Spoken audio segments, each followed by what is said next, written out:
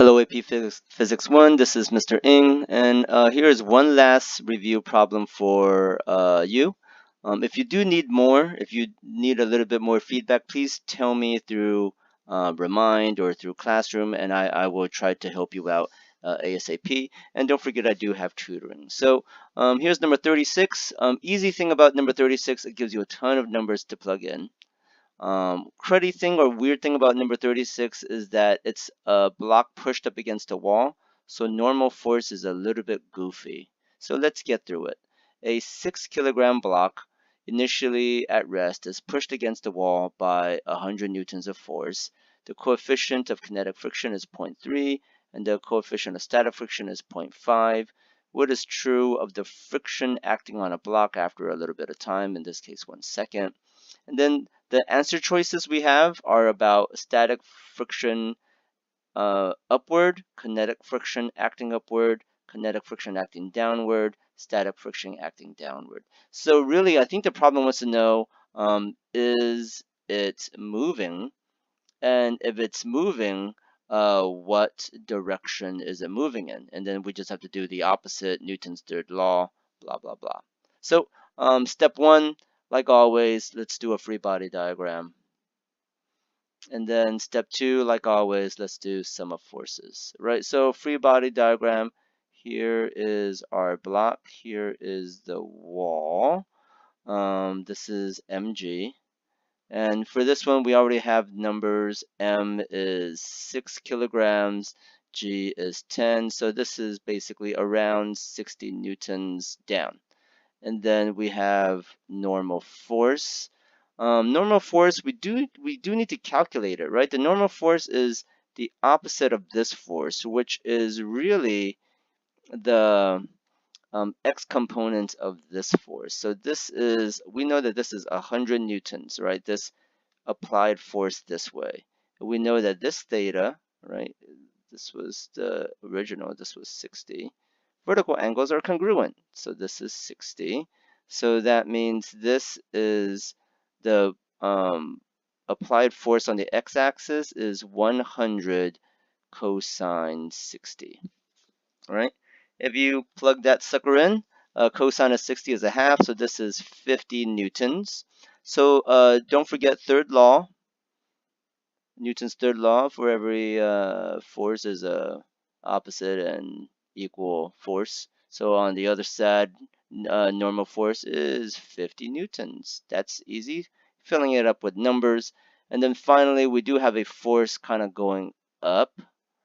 And up is going to be Fy is 100 sine 60, and if you plug it in the math, you get around 87 newtons.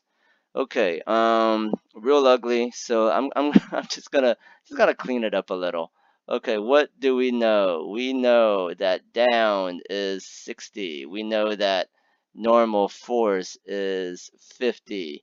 We know that moving up we have 87, and oh, just so you know, going that way it's also 50. And of course there's some friction, right? So don't forget the friction.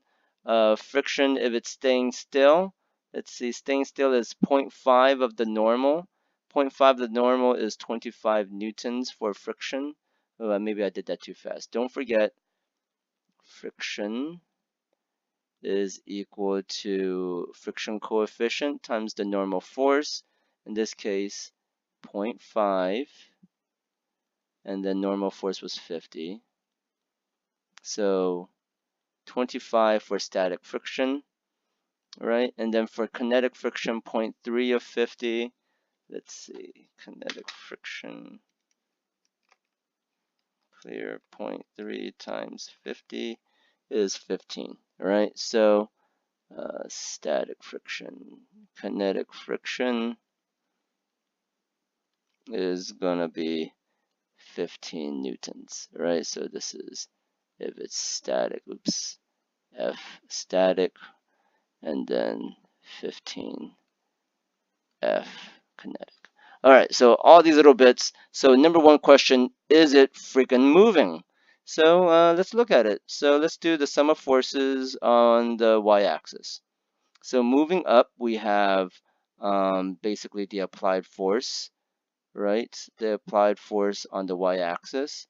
And then moving down, we have gravity. And we also have friction because it's opposite of it, right? Let's do the larger one, static friction.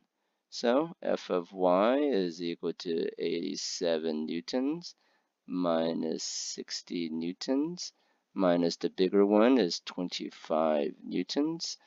So F of y is positive 2, meaning it moves, and it moves up.